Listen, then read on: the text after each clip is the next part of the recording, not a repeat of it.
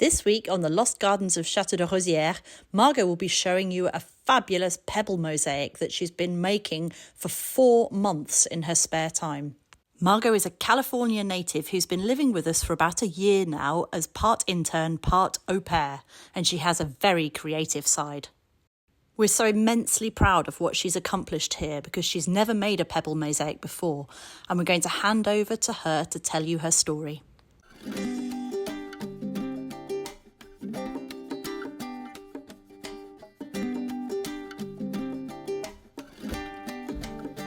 So Mark, I'd really like to have a go at some crafty projects in the garden.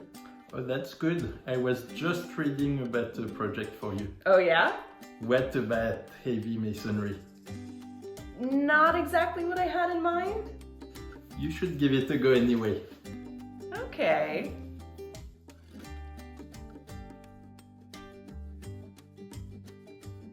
Let's talk about the project. Mark has tasked me with a pebble mosaic for the greenhouse that's being built. And our plan is to put it right outside the front door, sort of like a pebble mosaic doormat as you walk in.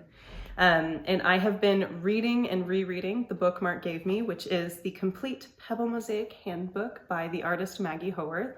And this has been the best step-by-step guide I could have asked for. She really walks you through all the steps of the process, and I feel like I'm armed with the knowledge now to actually begin.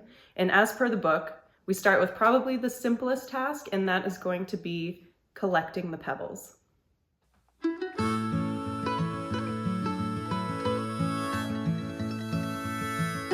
Mark took us to the river this afternoon, and we have a whole crew helping us collect pebbles. We're gathering these stones at a nearby river on Mark's suggestion. Not only are they beautiful and plentiful, but it also fits in with Mark and Amy's vision for using locally sourced materials in their building projects.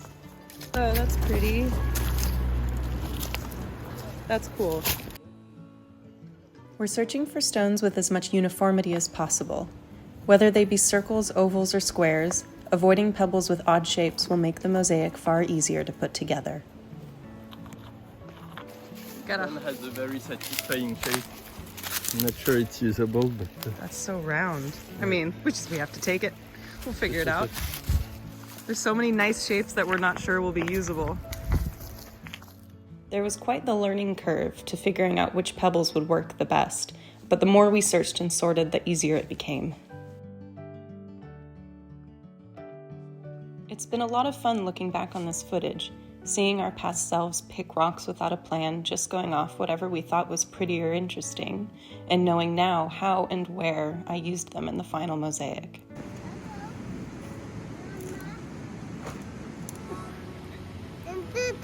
Is the sand soft?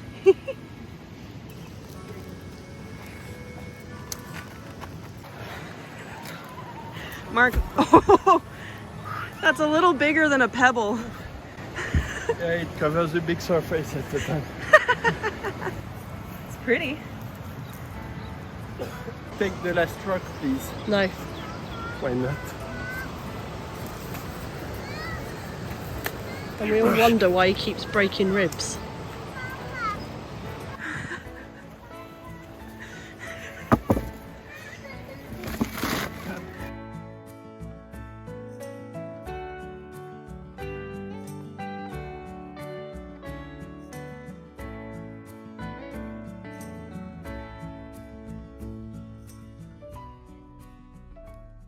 Hello, hello.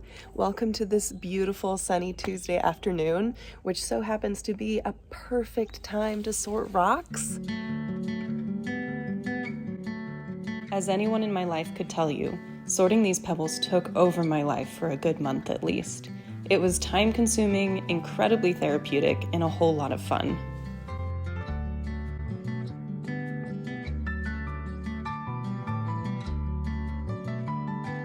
So here's the rough sort of big, medium, small, some bigger stones here, and then the extra large bad boys here, and then Mark's baby right there. So that first part was the easy bit, just sorting roughly by shape. The next part is more finely separating them between the different shapes. I'm looking for as much uniformity as possible, so I'm sorting within different categories. And then from that, that'll help me create the final design, which I started toying with.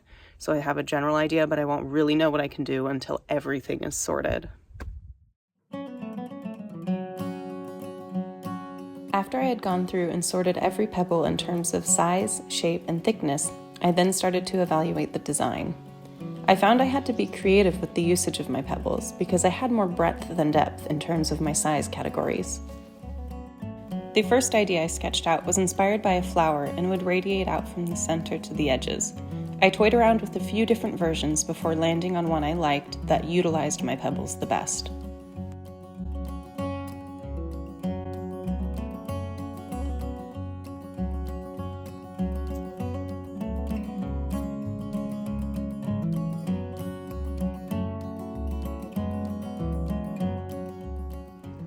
It's concrete pouring day. We've had a load of, I have my helper. We've had a load of bad weather recently, and this is the first sunny day on a weekend in a while, and it's gonna rain this afternoon. So I'm taking the opportunity to excavate the site for the mosaic and pour the concrete if I have time. And Juliet here is gonna be helping me. Here's the site as it is now. So it's gonna go right in front of the door here, a little before, and let's maybe set up a time lapse and show you the after. It's important for a mosaic to have a strong foundation, and so we've decided to lay a concrete slab as the base for this one, as it will be walked over regularly.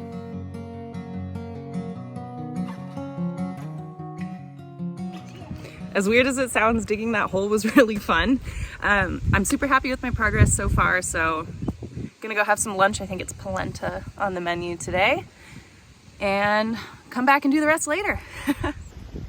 Let's go, Juliet. Unfortunately, the weather turned against me that afternoon.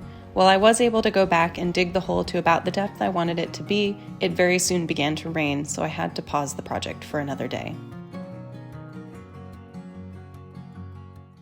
Mark and I have had a design meeting and some things have changed. Can you explain? Yeah, the idea is that we have a pipe here where I want to put a tap in the future. And for that, I'd like to include a drainage hole into the mosaic design. So I have already a cast iron drain that could be put under here and included into the pebble design. And the idea is that we could do something a bit symmetrical with another round of pebbles on this side. I'm so on board with this design idea. Sounds, but I'm pleased. I think it's going to require another trip to the river. Yeah, possibly. Right. Today's the day. We have a sunny day and we're going to try and lay the concrete. Yeah. And Mark's just been jackhammering in front of the doorway. Yeah, I took advantage that Margot wasn't filming to do it. So actually I have a bit more jackhammering to do because I would like to put a pipe running through here in the slope, and I'm going to do it with the jackhammer because it's quicker. Margot likes digging holes with the shovel, but I'd rather use a jackhammer.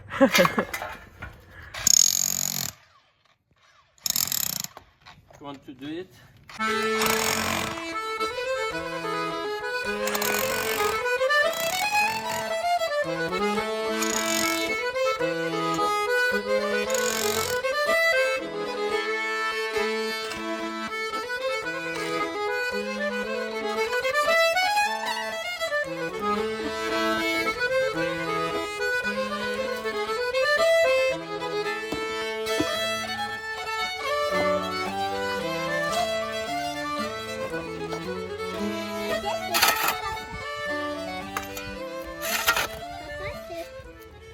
Are you warm, Margot?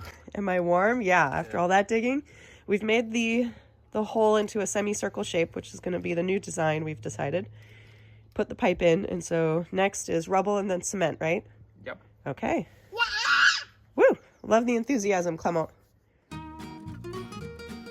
Once we'd positioned the drainage pipe, we secured it in place with some larger stones and a layer of pebbles, over which we will pour the concrete.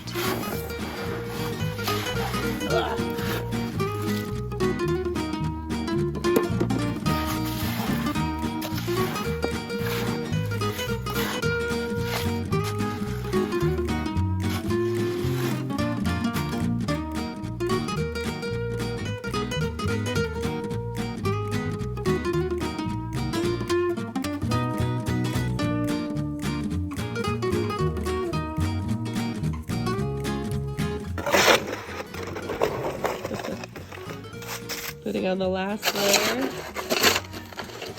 This is where the project took a short pause. We've had an extremely wet spring, and I had to wait for a break in the weather before I could finally start my mosaic.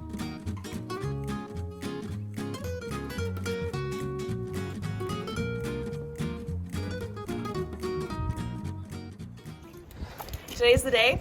Mark and I spent about 2 hours this morning preparing the site, setting all the levels, clearing the dirt off of the concrete slab. Thank you, Juliet. Juliet and Clement have been very helpful. So all that's left is to actually start the mosaic. And I've got my handy dandy pebble book by Maggie Howarth here to guide me through the whole process. Let's start. In order to turn all my beautiful pebbles into a finished mosaic, they need to be set in place with cement, and this can be done in one of two ways. They can either be laid in wet mortar, which requires more precise preparation and must be finished before the mortar dries, or in a dry mix, which is wet down after the pebbles have all been laid in place. I've chosen to do the dry mix process because it will allow me to lay out my entire design without a time constraint and make adjustments as I go. Right. As per the book, the dry mix I'm using is 3 parts sand, 2 parts grit, fine grit, and then 1 part cement. I'm adding a little bit more cement for the edges into this mixture, more like a quarter, so it's extra firm and secure.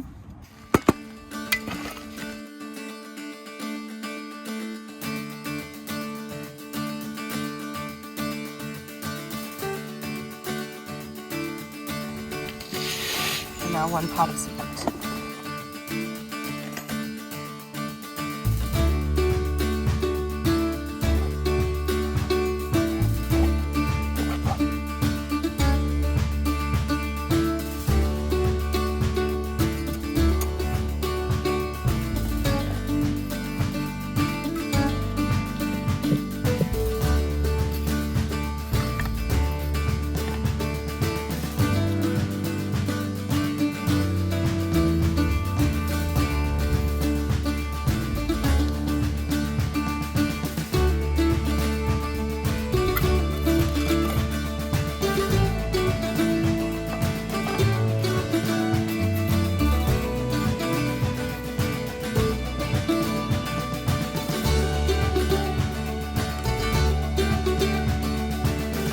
Start curving slightly. So.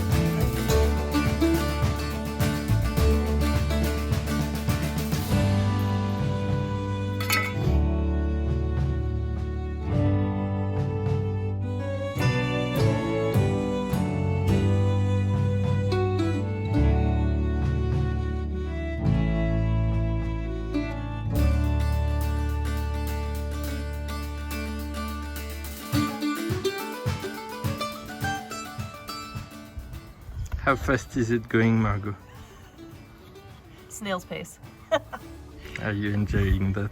I am. It's taking a really long time. The prep is what took so long. Well, then also doing the mosaic also takes a long time.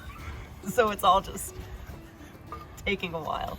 But I'm having a lot of fun and it's coming together really well. Good. And luckily you have help. I have so much help. I'm so lucky to have so much help. Should I take, thank you, I'll use those next, huh? Those are great. These are my sort of fat, kind of long pebbles bucket.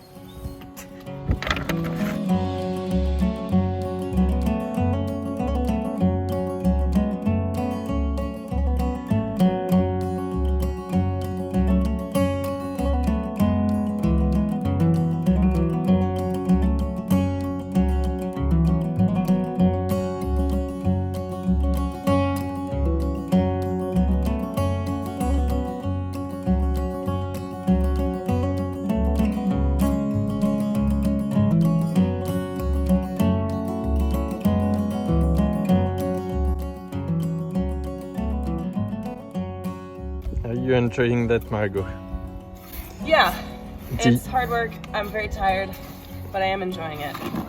And I've got so much more to make.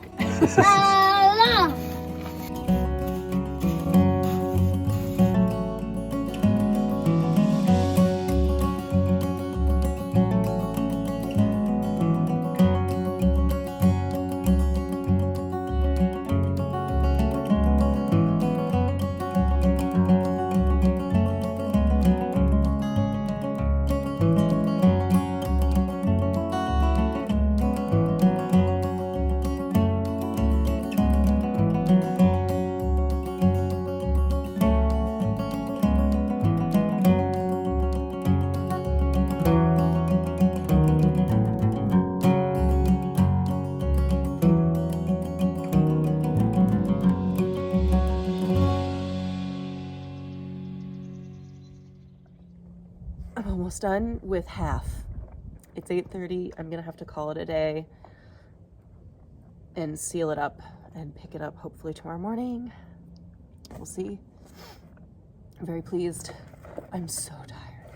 I knew it would be a lot of work. I mean, it's just not something you would know until you did it. I didn't realize how exhausting it would be. This has been a mental and physical challenge, and I've loved it. But I'm so ready for bed, dinner and then bed. Just fitting the last little triangle in this half in. Then I'll be done with half.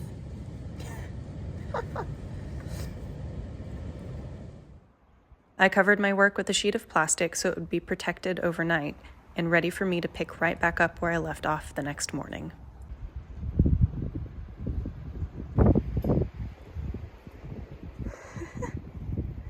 Shasha.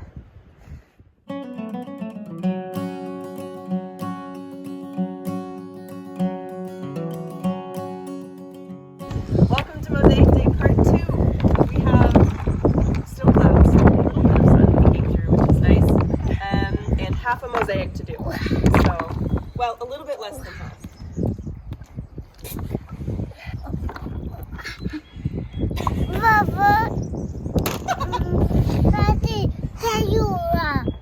Let's get going.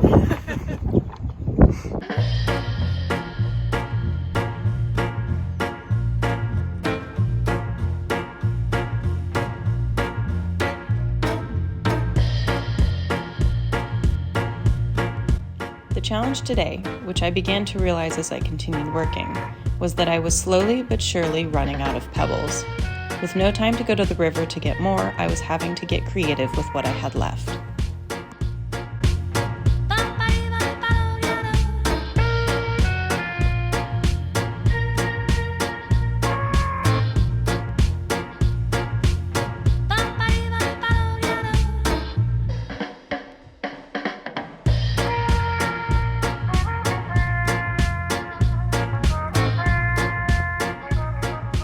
I've been at it for a while, and I'm slowly running out of nice pebbles that all look the same, so I'm rearranging, making it work, and all I have left are these four corners now. La touche de Marc. Marc. Here you go, all done. Marc touch. Finished. The last stone.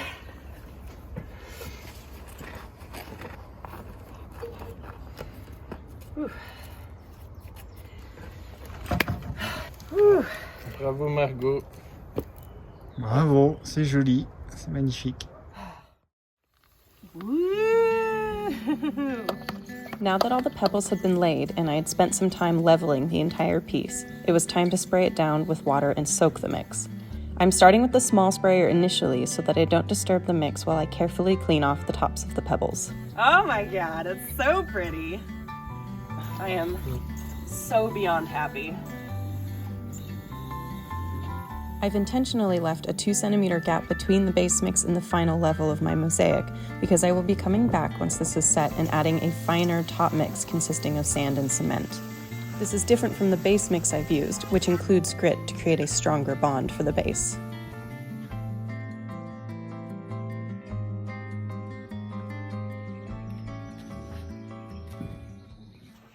You're right, Margot. Just admiring my beautiful mosaic. It's so pretty. I'm so happy. So it's been a couple days and we're gonna mix the top mix, brush it in, get it all wet, and seal this puppy in place.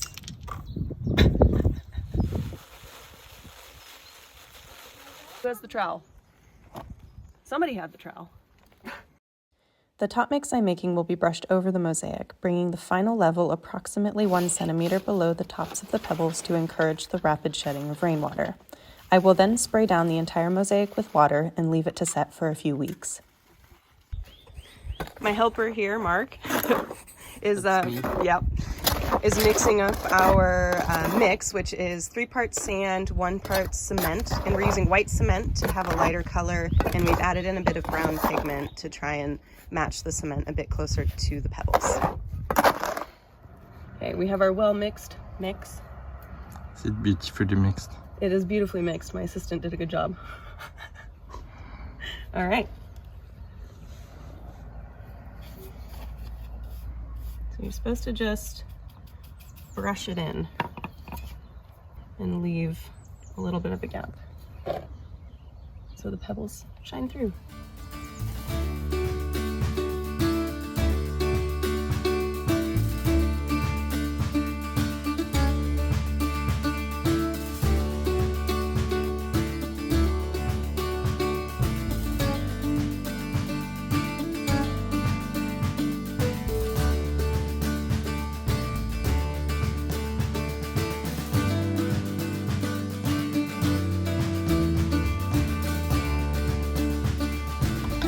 Moment of truth.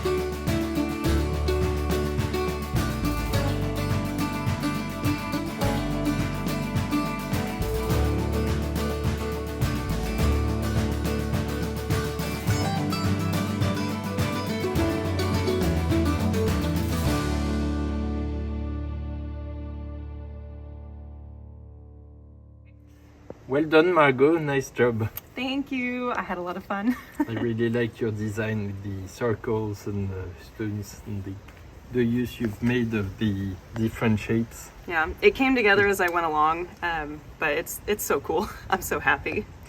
What I really like about it as well is that you used local stone, which means that it actually matches the stone of the wall, and it really doesn't look like it doesn't look out of place.